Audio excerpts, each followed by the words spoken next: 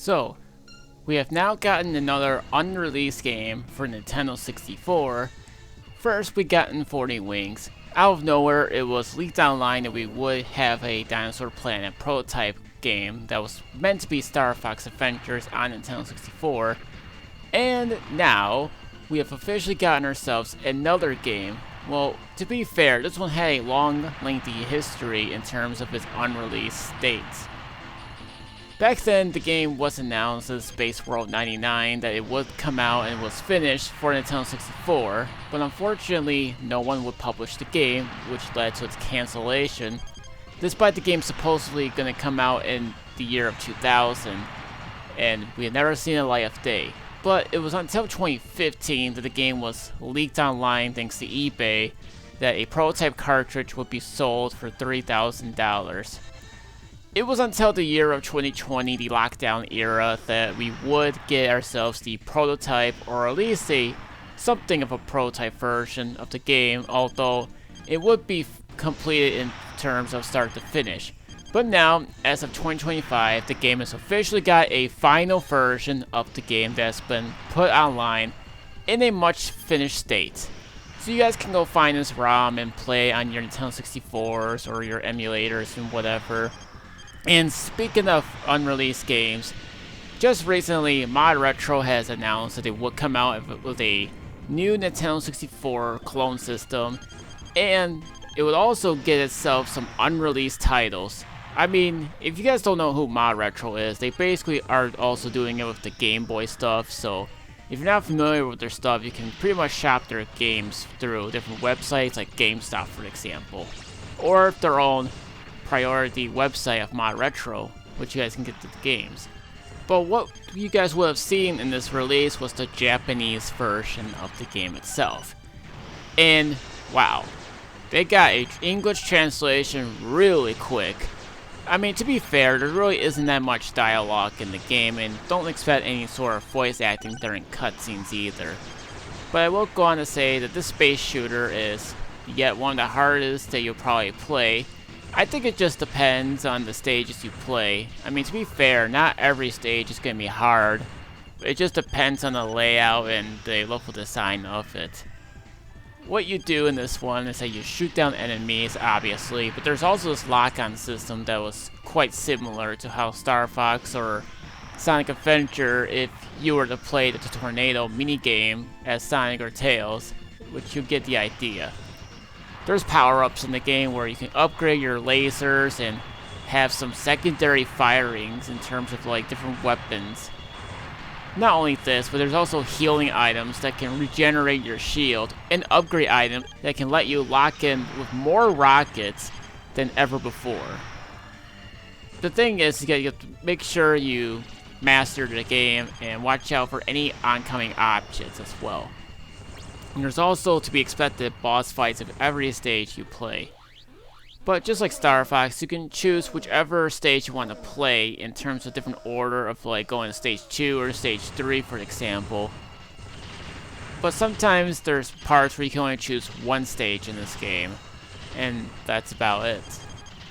The game can be done within like a couple of stages or so, but the game does have a lot of replay value in terms of which stage selection you've got.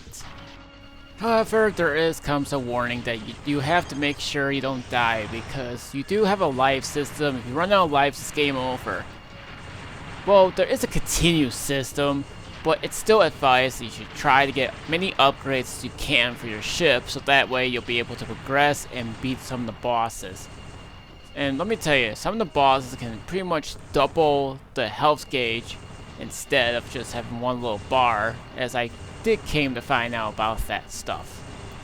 But if you guys also want to feel the rumble, then it has been said that the English translation version also comes with a rumble support. So for those who just don't want to play the game with 2 lives, and I got some good news for you guys. You can go to the in-game settings and pretty much change the game settings to have 7 lives, which is the maximum.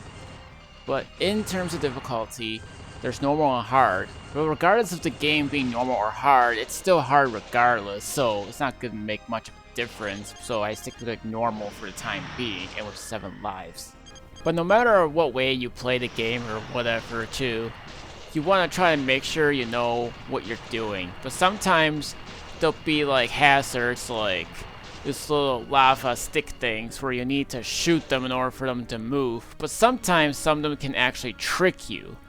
So it's more like you have to try to play it safe in terms of hazards in the game. But not only this, but sometimes you don't think you can dodge some stuff, but you can actually dodge some stuff during bosses or in terms of encounters. You just gotta keep playing it and master your way through the game itself.